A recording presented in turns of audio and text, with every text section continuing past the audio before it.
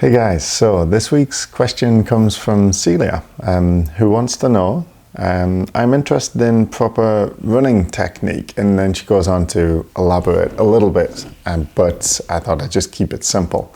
And I thought this was a really good opportunity to talk a little bit about running technique from a kind of, I don't know what do they call it, like a 10,000 foot view.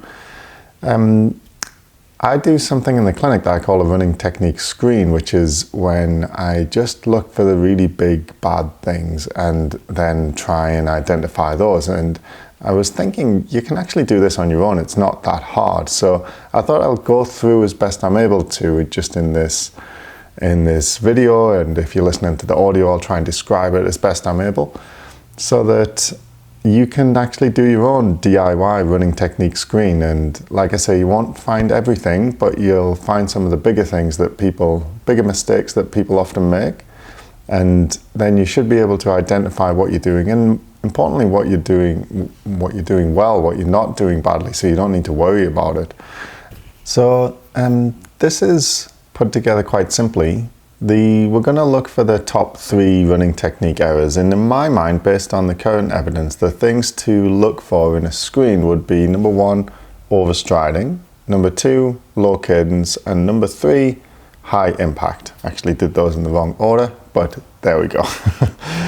And so we're going to talk about how to look at your technique, how to analyze it on a smartphone, and then how to look for these 3 mistakes. So let's just have some coffee first. The first thing we want to do, I'm going to presume that everybody has a smartphone, or at least access to a smartphone, and you're going to download either the Hudl or the Coach's Eye app. So Coach's Eye is like a coach and their eye, or Hudl is spelled H-U-D-L. And actually it's Hudl Technique is the one that you want. Hudl I think is a slightly different app, but Hudl Technique is the one that lets you do video analysis. And that's the one I use in the clinic. There's another one that you can use online called Motionesis, which is awesome. And there's many others actually, but we're going to talk about using Hudl and Coach's Eye. They're the ones I use in the clinic because it's the quickest. And usually any sort of standard smartphone app that you can get at the minute, standard smartphone will do well, because what we need is quite a high frame rate. So I don't want to get too technical, but I think it's 240 frames per second. And that's what my iPhone, I think it's an iPhone 8, it's not like the newest one, that shoots in that frame rate, and that allows you to scrub through very slowly. And you'll hear me refer to the frames, so you're going to scrub through the frames, and that just means you put your finger on the little wheel thing at the bottom and move it along, and it'll move very slowly in time with your finger. So using those 2 apps to do that is the main advantage over just using your phone on a normal camera setting. You can do it with that. It's not quite as easy. In fact, it's quite difficult. So I usually recommend using those apps.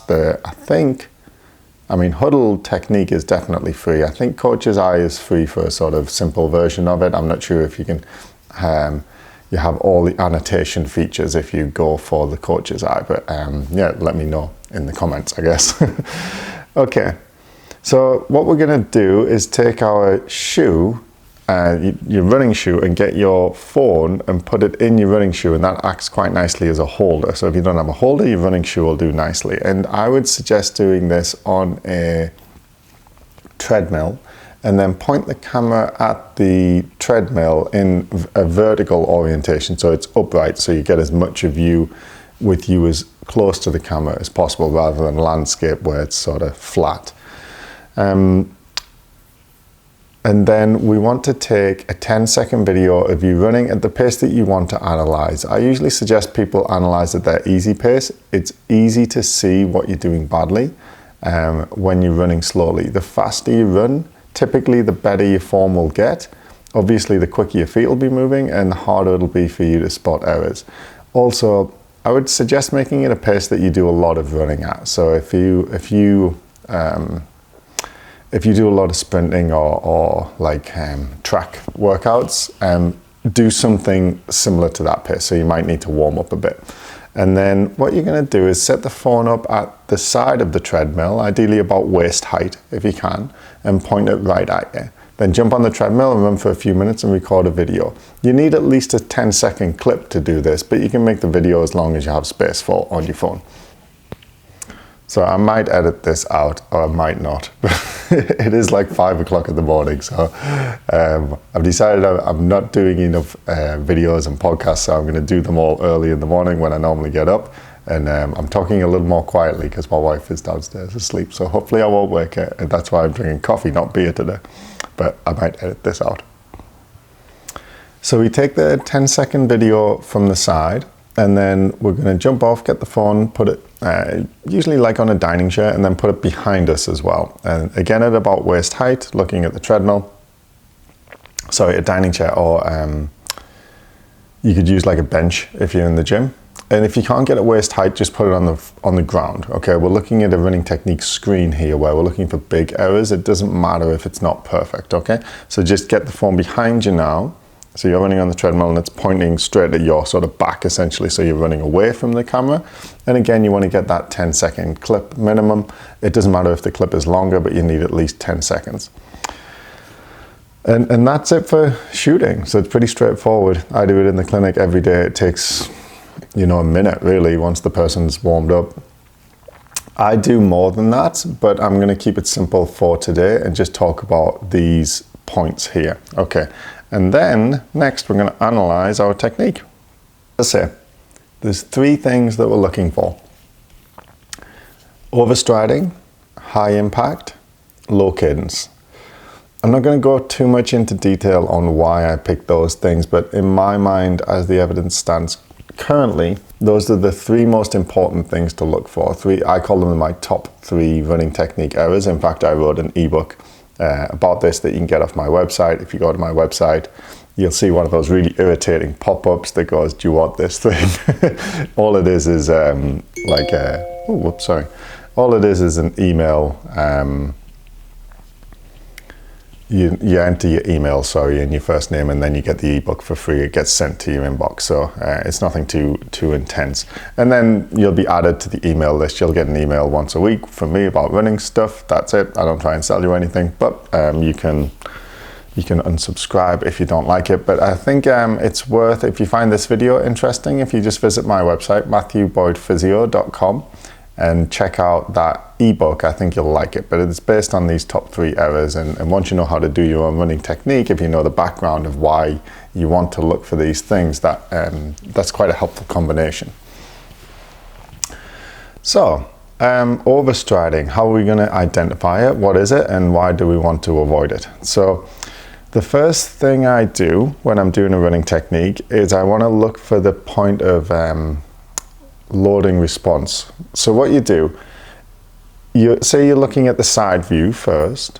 You're going to scrub through until you see, let's say you're filming from the right, and you're going to choose the right foot to analyze first, because if you do the one that's closer, it's a little bit easier to see. And then you're just going to scrub through in slow-mo. So that's when you put your finger on the bottom and move it along the little wheel to move the video through very slowly. And you want to find the point where the foot first touches the ground. We call that initial contact.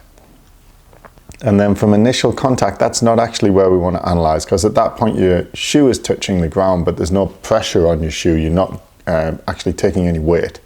I call it loading response, the next part where you do take the weight. So what you do is scrub a few frames further. That means just go slightly further through into the video. Your foot will start to go onto the ground with a bit more pressure, and you'll see the shoe just deform a little bit. And that's the point that I call loading response, and that's where you want to do your first bit of analysis. So once the shoe starts to deform, you sort of freeze the frame there.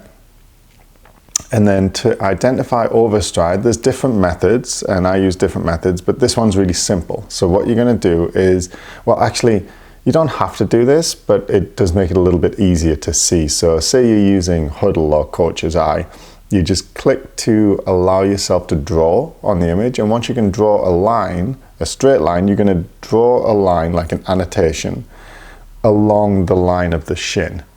And then you just have a look once you've drawn that line. So the shin or the tibia, you're going to go from the knee to the ankle, and you just want the line to reflect the angle, the line of that shin.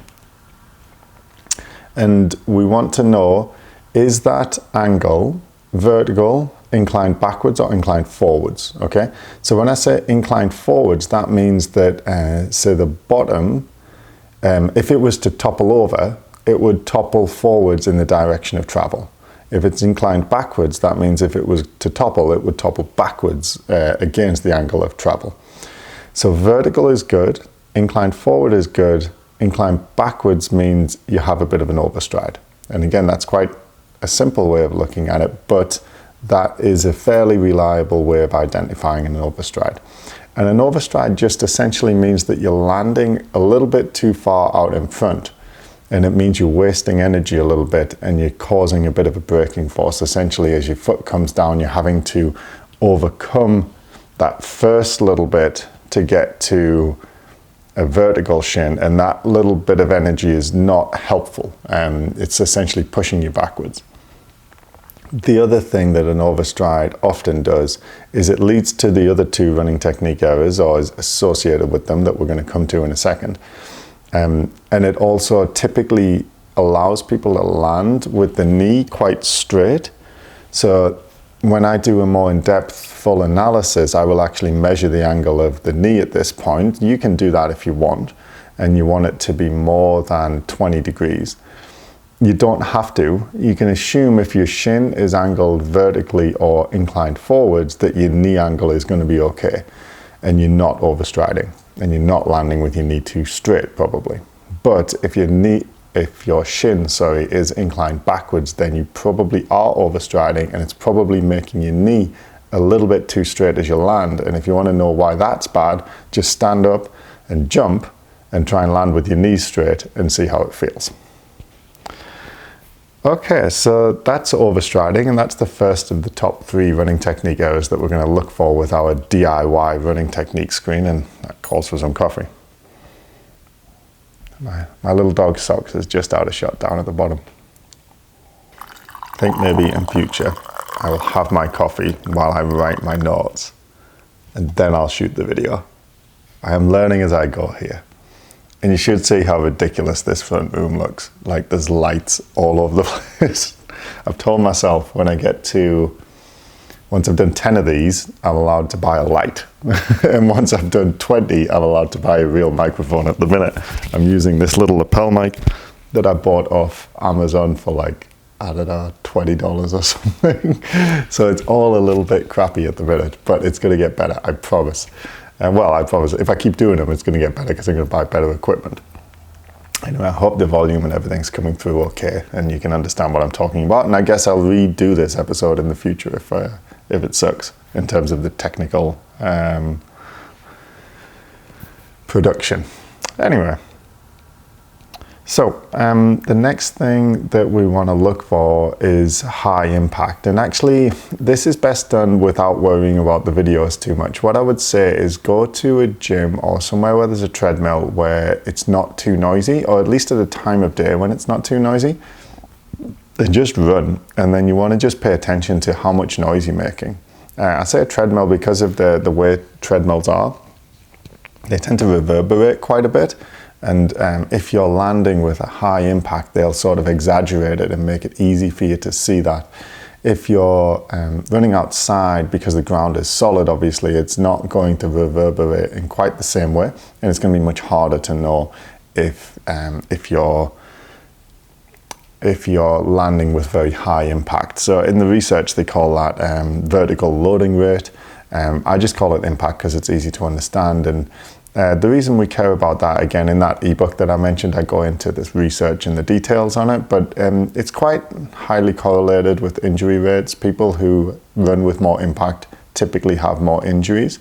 It is a correlation, it's not a causation currently, and it may well stay that way, so interpret that with caution. That means sorry, I might be explaining something that everybody understands here, but a correlation just means, the vertical loading rate being higher is common in people who also get injured a lot. But we don't know that those two things are connected in a causal relationship. So we don't know that the vertical loading rate is causing the injuries, we just know that they're correlated. That correlation has been reasonably well established, but whether that is a causal relationship hasn't. And I don't think anybody has shown that if you reduce the vertical loading rate, that you will reduce the likelihood of injury. So we have to be cautious here.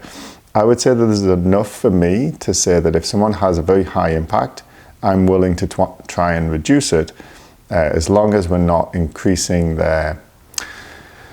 I'm sorry, I'm wandering off the point a little bit here, but yeah, well, this is how I do it. So if your impact is high and it's not too expensive for you to reduce your impact, I think it's worth doing. If your impact is high, but it's very expensive for you to reduce it, then I think it's not worth doing. And what I mean by expensive is oxygen cost. So when they look at running economy in the research, that's when you run on a treadmill, they put some gear on you and they measure your oxygen consumption. And if you're using lots of oxygen at a specific speed, running in a certain way as opposed to running in a different way at the same speed and using less oxygen, that means in the first example you're being less efficient. You're running with lower running economy. You're essentially like a car that is just using more gas to travel at 30k than a more economical car would. I've forgotten why I started talking about that. Yeah. We were talking about impact and then I started talking about economy. Right. So if reducing your impact makes it makes your running economy much worse, so you'll notice it, right? So say you're trying to change your technique to run in a less noisy way, I call it, right? So you're hitting with less impact, but you're running at the same speed. So the treadmill, you've left it on the same setting, but it's just way harder, right? So your breathing rate goes up, your heart rate goes up, your effort goes up, and you're like, I'm running at the same speed, but it's way harder to do it quietly. I would say that might not be worth it, unless you have a current injury. But if you're running in a way that's quieter, with less impact, and you're not consuming more oxygen, so it doesn't feel too much harder, and you can just do that off perceived exertion. So how hard does it feel? Does it feel very difficult to run in this new, quieter way?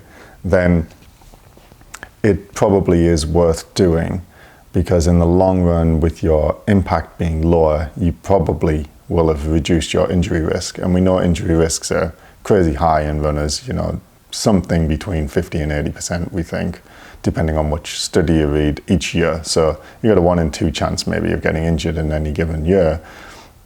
So if you look at a 20-year timeline, if we reduce your impact a bit, potentially, we can reduce over 20 years, if you were going to get 10 injuries, maybe you'll only get 8, maybe you'll only get 5, right? So that's why I think it's worth it, as long as it's not too expensive. Man, I wandered way off the point there.